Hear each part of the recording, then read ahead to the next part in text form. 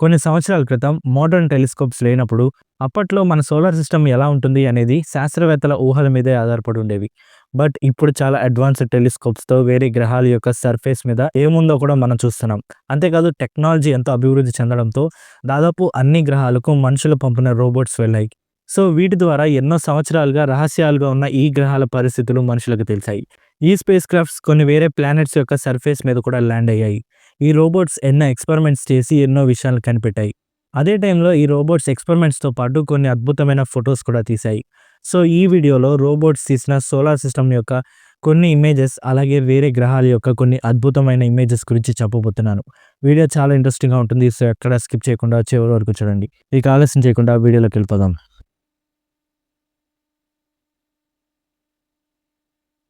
మన solar system మధ్యలో ఉండేది సన్. సన్ నుండి ప్లానెట్స్ ఎలా ఉంటాయి అని ఎప్పుడైనా ఆలోచించారా? సన్ దగ్గర రీసెర్చ్ చేయడానికి ఎన్నో సోలార్ ఆర్బిటర్ మిషన్స్ జరిగాయి. 2020 నవంబర్ 18న యూరోపియన్ స్పేస్ ఏజెన్సీ అలాగే నాసాకి చెందిన సోలార్ ఆర్బిటర్ ఒకే ఫ్రేమ్లో సన్ వైపు నుండి కొన్ని ఇమేజెస్ని తీసింది. ఈ ఇమేజ్ సిరీస్లో అక్కడ నుండి 4 ప్లానెట్స్ ఒకే ఫ్రేమ్లో కనిపించాయి. అదే ఈ ఫోటో సిరీస్. ఈ ఫోటో సిరీస్లో వీనస్, మార్స్, ఎర్త్ అలాగే యురేనస్ ఉన్నాయి. ఇందులో వీనస్ ఇంత పెద్దగా ఉండడానికి కారణం వీనస్ సన్కి అన్ని ప్లానెట్స్ కంటే దగ్గరగా ఉంటుంది. సో అందుకే వీనస్ పెద్దగా ఉంది. బట్ ఈ ఫోటోలో ఒక ప్లానెట్ మిస్ అయింది. అదే మెర్క్యూరీ. ఈ ఇమేజ్ సిరీస్లో మెర్క్యూరీ లేకపోవడానికి కారణం ఈ ఇమేజ్ తీసిన టైంలో ఈ స్పేస్ క్రాఫ్ట్ మెర్క్యూరీని దాటి వీనస్ వైపు వెళ్తుంది. దానికి కారణం వీనస్ని ఫ్లై బై చేస్తే వీనస్ గ్రావిటీ హెల్ప్తో స్పేస్ క్రాఫ్ట్ సన్కి ఇంకా దగ్గరగా వెళ్తుంది. సో అందుకని ఈ ఇమేజ్లో మెర్క్యూరీ లేదు. ఈ ఫోటో తీసిన టైంలో వీనస్ ఈ స్పేస్ క్రాఫ్ట్ నుండి సుమారు 4 కోట్ల కిలోమీటర్ల దూరంలో ఉంది. అలాగే ఎర్త్ సుమారు 25 కోట్ల కిలోమీటర్ల దూరంలో ఉంది. మార్స్ 33 కోట్ల కిలోమీటర్ల దూరంలో ఉంది. యురేనస్ అంతకంటే ఇంకా దూరంగా ఉంది. సో అందుకే యురేనస్ అంత చిన్నగా ఫ్రేమ్లో ఉంది. ఈ సోలార్ ఆర్బిటర్ మిషన్ అనేది యూరోపియన్ స్పేస్ ఏజెన్సీ అలాగే నాసా యొక్క జాయింట్ మిషన్.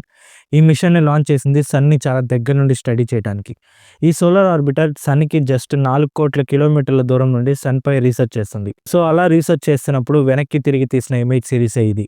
మన సోలార్ సిస్టంలో రింగ్స్ ఉన్న ప్లానెట్స్ అంటే మనకి తెలిసింది జస్ట్ సాటర్న్ మాత్రమే. బట్ నిజానికి సాటర్న్తో పాటు జూపిటర్, యురేనస్, నెప్ట్యూన్కి కూడా రింగ్స్ ఉంటాయి. బట్ ఇవి చాలా థిన్ లేయర్స్. వీటిలో మోస్ట్లీ డస్టే ఉంటుంది. సో మనకి ఈ రింగ్స్ కనపడవు. ఇవి డార్క్గా ఉండడం వల్ల విజిబుల్ లైట్తో కనిపించవు.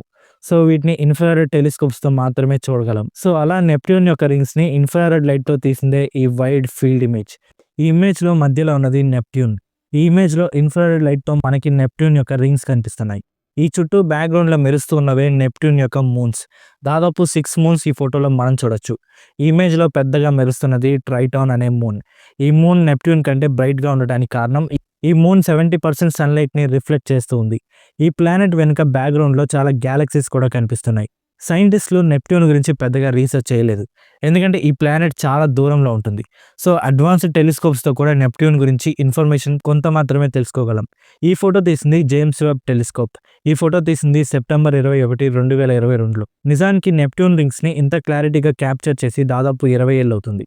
మొదటిసారి నెప్ట్యూన్ని ఇలా క్లియర్గా ఫోటో తీసింది 1989లో. అదే ఈ ఫోటో. ఈ ఫోటో తీసింది వాయేజర్ 2 స్పేస్ క్రాఫ్ట్. 1989 ఆగస్టులో వాయేజర్ 2 ఈ ఫోటో తీసింది.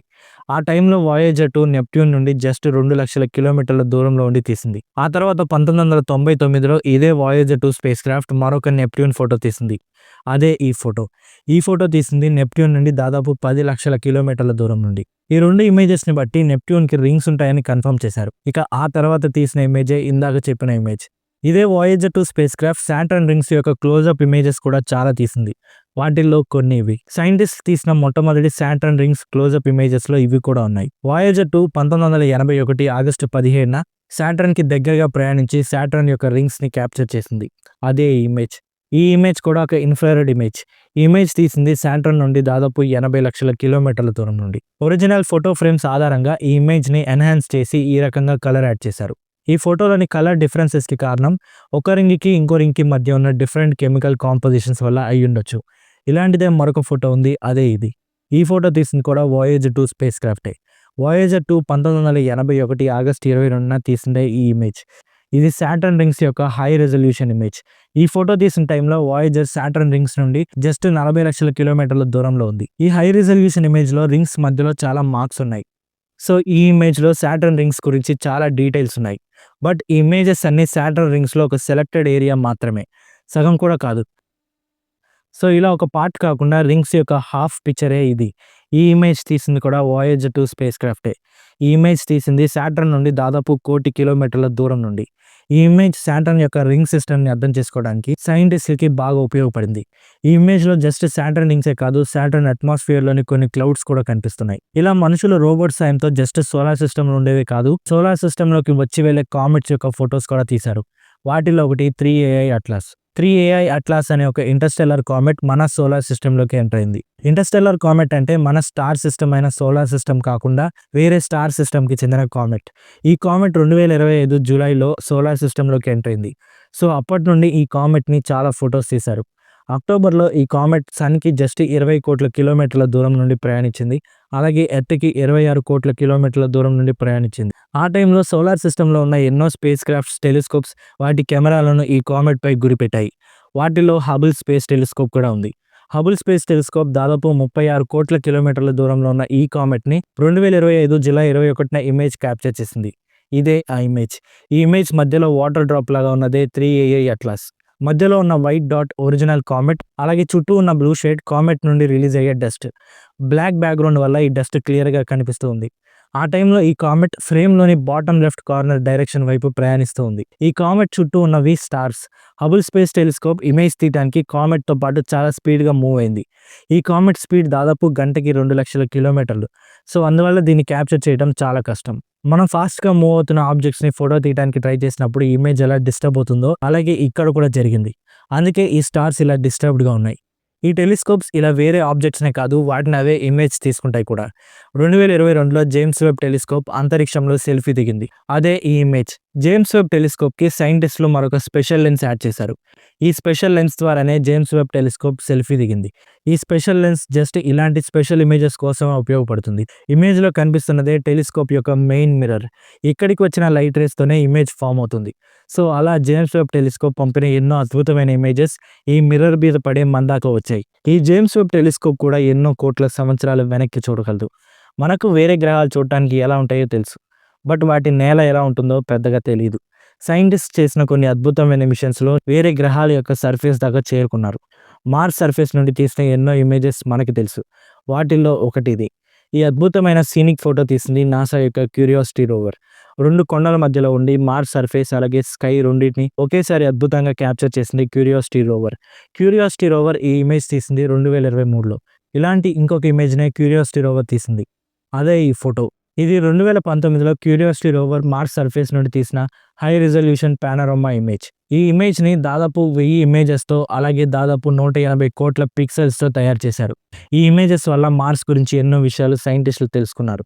ఎన్నో రోవర్స్ ప్రతిరోజు మార్స్ సర్ఫేస్ నుండి ఎన్నో ఫోటోస్ తీస్తూనే ఉంటాయి. But first time Mars surface నుండి ఇమేజ్ తీసింది 1976లో. 1976 జూలై 20న వైకింగ్ 1 సక్సెస్‌ఫుల్‌గా మార్స్‌పై ల్యాండ్ అయినప్పుడు తీసిన ఇమేజే ఇది. వైకింగ్ 1 అనేది మార్స్ సర్ఫేస్‌కి మొదటిసారి మనిషి పంపిన రోబోట్. వైకింగ్ దాదాపు 1.5 మీటర్ దూరంలో ఉన్న ఆబ్జెక్ట్స్‌ని క్యాప్చర్ చేసింది. ఈ బ్లాక్ అండ్ వైట్ ఇమేజ్‌లోనే ఆల్మోస్ట్ మార్స్ సర్ఫేస్ మొత్తం ఎలా ఉంటుందో మనకు అర్థమైపోతుంది. ఇందులోనే మార్స్‌పై ఉండే sand, dust, rocks, pits, cracks అన్నీ కనిపిస్తున్నాయి. ఇలా వేరే గ్రహం యొక్క ఫోటో తీసింది జస్ట్ మార్సే అనుకుంటే పొరపాటే. నిజానికి నాసా వైకింగ్ మార్స్ మీద ల్యాండ్ అవ్వడానికి 6 సంవత్సరాల ముందే సోవియట్ యూనియన్ యొక్క వెనెరా స్పేస్ క్రాఫ్ట్ వీనస్‌పై ల్యాండ్ అయింది. మొట్టమొదటిసారి వేరే గ్రహం మీద మనిషి పంపిన రోబోట్ ల్యాండ్ అయింది 1970లో. 1970లో లాంచ్ అయిన వెనెరా 7 స్పేస్ క్రాఫ్టే మొదటిసారి వేరే గ్రహం మీద ల్యాండ్ అయిన మనిషి పంపిన రోబోట్. బట్ ఈ మిషన్‌తో పాటు ఆ తర్వాత జరిగిన మరికొన్ని మిషన్స్ కూడా జస్ట్ వీనస్ మీద ఎక్స్పెరిమెంట్స్ చేయడానికే. వీటికి కెమెరాస్ అటాచ్ చేయలేదు. సో, ఈ మిషన్స్ నుండి ఎలాంటి వీనస్ ఫోటోస్ రాలేదు. బట్ 1975లో జరిగిన వెనెరా 9 మిషన్‌లో Venera 9 space craft Venus surface నుండి ఒక పానోరమా తీసింది. ఇదే ఆ ఫోటో. ఇదే వేరే ప్లానెట్ నుండి తీసిన మొట్టమొదటి ఫోటో. ఈ ఫోటోనే వీనస్ సర్ఫేస్ గురించి సైంటిస్టులకి ఎన్నో విషయాలు తెలిపింది. ఈ వెనెరా 9 తర్వాత 1982లో వెనెరా 13 స్పేస్ క్రాఫ్ట్ వీనస్ యొక్క సర్ఫేస్ నుండి కలర్ ఫోటో తీసింది. అదే ఈ ఫోటో. ఇదే వీనస్ సర్ఫేస్. ఈ ఫోటోలో ఉన్న కలర్ వీనస్ సర్ఫేస్ అలాగే అట్మాస్ఫియర్‌లో ఉండే ఎక్స్‌ట్రీమ్ కండిషన్స్ గురించి, ప్రెషర్ గురించి మనకి ఎక్స్‌ప్లెయిన్ చేస్తాయి. ఈ ఫోటోస్ అన్నీ వేరే గ్రహం యొక్క సర్ఫేస్ నుండి ఆ గ్రహం యొక్క ఫోటోస్. బట్ అలా సర్ఫేస్ దాకా రీచ్ అవ్వాలంటే ఆ సర్ఫేస్ పైన అసలు ఏముందో తెలుసుకోవాలి. సో, అందుకే ఈ ల్యాండింగ్స్ కంటే ముందే ఆర్బిటర్ మిషన్స్ ద్వారా అంతరిక్షం నుండి వేరే గ్రహాల యొక్క సర్ఫేస్ డీటెయిల్డ్ ఇమేజెస్ తీస్తారు. 1965లో మరైనర్ 4 అనే స్పేస్ క్రాఫ్ట్ మార్స్ సర్ఫేస్ యొక్క క్లోజప్ ఫోటో తీసింది. ఇదే ఆ ఫోటో. ఇదే వేరే ప్లానెట్ యొక్క ఫస్ట్ ఎవర్ క్లోజప్ ఇమేజ్. ఈ ఇమేజ్‌తో పాటు మెరైనర్ మరో 4 ఇమేజెస్ కూడా తీసింది. వాటిలో ఇది కూడా ఒకటి. ఈ ఫోటోలో కనిపిస్తున్నవి మార్స్ సర్ఫేస్ మీద ఉండే భారీ క్రేటర్స్. ఈ క్రేటర్స్‌ని మొట్టమొదటిసారి తీసిన ఇమేజే ఇది.